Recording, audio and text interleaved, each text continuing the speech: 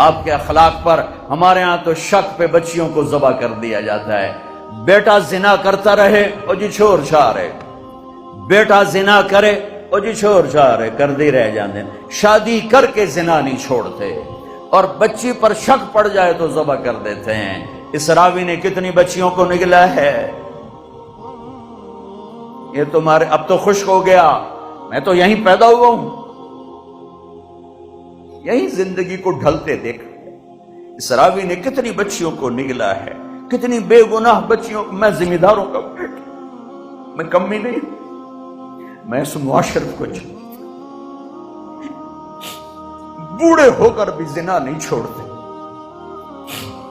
بوڑھے ہو کر زنا نہیں چھوڑتے، اور ان کی غیرت پہ کوئی آنچ نہیں آتی۔ انہیں میاں صاحب بیٹھ ہویا، انہیں مار صاحب بیٹھ ہویا ہے، انہیں سردار صاحب بیٹھ ہویا ہے، اور بچی پہ شک پڑ جائے۔ کتنی بچیوں کو راوی نے کفن پہنا دیا اپنی موجوں کا، اور اس کی مچھلیوں نے قبر بنا دی اپنے پیٹ میں۔ کیا ظلم و ستم ہے، کیا ظلم۔ شک بھی پڑے تو گلے دبا دیے، ذبح کر دی۔ میں یہی کی سنا رہا ہوں، میں کوئی باروں ہے؟ مرد زنا کرتے رہیں، اس بازار حسن کو کس نے گرمایا؟ ان ذمہ داروں نے۔ میں تو جب سے اس بازار حسن کے گشت شروع کی ہے میرا کلیجہ پھٹ گیا ہے کہ مجھے تو یہ عورتیں مظلوم نظر آتی ہیں۔ کون سی عورت ہے جسم بیچنے کے لیے خوشی سے تیار ہو؟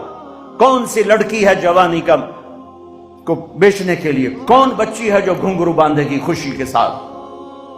انہیں سرداروں نے گھنگرو بندھوائے، انہیں نوابوں نے نچایا، ان کے جسموں سے وہ کھیلے۔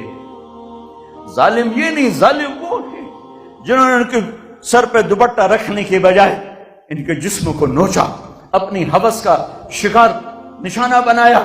وہ طوائف بن گئی۔ اے اوے میاں صاحب رہا، میں یہیں پیدا ہوا ہوں، ذمہ داروں کے گھر میں پیدا ہوا ہوں، میں یہ سب کچھ دیکھا ہوا ہے۔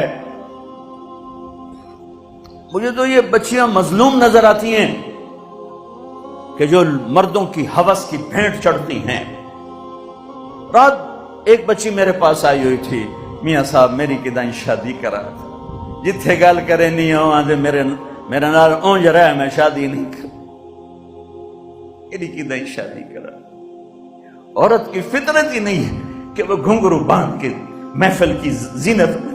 عورت کی فطرت میں تو حیا، پتہ نہیں کن دکھوں سے گزر کر کوئی بچی گھنگرو باندھتی، کوئی بچی اپنے جسم کو بیچتی ہے۔ وہ ہیں سولی پہ لٹکائے جانے کے قابل جو ان کے جسموں کو کی قیمت لگاتے ہیں، ان کو عزت کی چادر نہیں پہناتے، اپنی ہوس کی بھینٹ چڑھاتے ہیں۔ انہیں سردار صاحب ہیں، مار صاحب ہیں، میاں صاحب ہیں، چودھری صاحب ہیں، وہ طوائف بن گئی۔ ایک سردار صاحب رہا۔ میرے نبی فرما رہے ہیں عائشہ کوئی گناہ ہوا ہے تو توبہ کر لے، اللہ معاف کر دے گا۔ اللہ اکبر، اللہ اکبر۔ اور اگر نہیں ہوا تو اللہ ضرور تیرے حق میں فیصلہ سنائے گا۔ تو حضرت عائشہ 24 گھنٹے سے سوئی نہیں تھی، اٹھ کے بیٹھ گئی، رو رہی تھی، ایک دم آنسو خشک ہوئے۔ ابا میری صفائی پیش کر۔ ابو بکر کہ بیٹی میں کچھ نہیں کہہ سکتی۔ اماں میری صفائی پیش کر۔ کہ بیٹی میں کچھ نہیں کہہ سکتی۔ تو فرمایا اگر میں جھوٹ بولوں تو اب سب مجھے سچ مانو گے، اور اگر میں سچ بولوں تو کوئی مجھے سچا نہیں مانے گا۔ میں اپنے اوپر الزام کیسے دھر لوں؟ میں اپنے رب کو پکارتی ہوں، میں یعقوب کے رب کو پکارتی ہوں، یوسف کے باپ کو پکارتی ہوں۔ کہتے مجھے حضرت یعقوب کا نام بھول گیا غم کی وجہ سے۔ میں نے کہا میں یوسف کے باپ والا جملہ بولتی ہوں جو انہوں نے کہا تھا فصبر جمیل واللہ المستعان، اور یا لیٹی تو ایک دم وحی آئی۔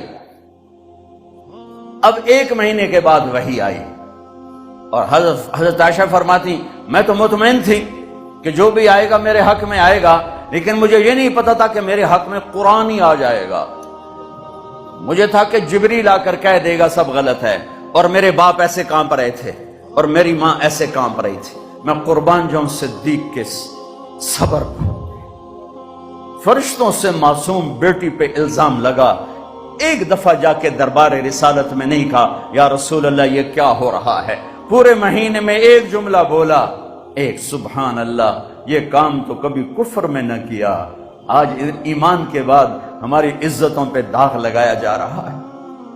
جب وہی ختم ہوئی تو اللہ کے نبی مسکرائے، کہا عائشہ مبارک ہو، اللہ خود تیرے لیے گواہ بن کے آ گیا۔ تو حضرت ام رومان نے کہا بیٹی اٹھو، اللہ کے نبی کا شکر ادا کرو، تو فرمایا نہیں، میں اس کا شکر ادا کروں گی جو میرا گواہ بن کے آیا۔ اتنے دکھ پہنچانے والے عبداللہ بن ابی کے جنازے کے لیے کھڑے ہو گئے۔ کم وقت مر گیا، اس کے بیٹے پکے صحابی تھے، یا رسول اللہ میرے ابا کو کفن دیں گے، آپ اپنا کرتا دے دیں، میں کفن اس کو پہناؤں۔ آپ نے کہا یہ لو۔ اب کہتے تو منافق ہے، میرے کرتے دونوں کی فائدہ، کہ یہ لو۔ یا رسول اللہ جنازہ پڑھائیں گے؟ کہاں پڑھاؤں گا، آپ کو خبر ہے کہ یہ کافر ہے، میرے جنازہ پڑھانے سے کیا ہوگا؟ کہ نہیں پڑھاؤں گا۔ اپنا کرتا دیا، کفن پہنایا، اس کے جنازے پر کھڑے ہوئے تو سامنے عمر آ گئے، یا رسول اللہ آپ جانتے نہیں یہ کون ہے؟ مجھے بتاتے ہو کون؟ جانتا نہیں تو اور کیا ہے، تو کہ جنازہ کیوں پڑھا رہے ہیں؟ کہ اللہ نے کہا پڑھ یا نہ پڑھ معاف نہیں کروں گا، میں پڑھتا ہوں شاید اللہ معاف کر۔ میرے نبی دیکھ رہے تھے کہ یہ امت ایک دوسرے کے جنازے پڑھنا بھی چھوڑ جائے۔ میرے نبی جانتے تھے، دیکھ رہے تھے، ارے آپ نے تو حسن حسین کے لیے ہاتھ نہ اٹھائے، تمہارے لیے ہاتھ اٹھائے، ان کو قربانی کے لیے پیش کر دیا، ایک لفظ نہیں ان کے لیے بولے،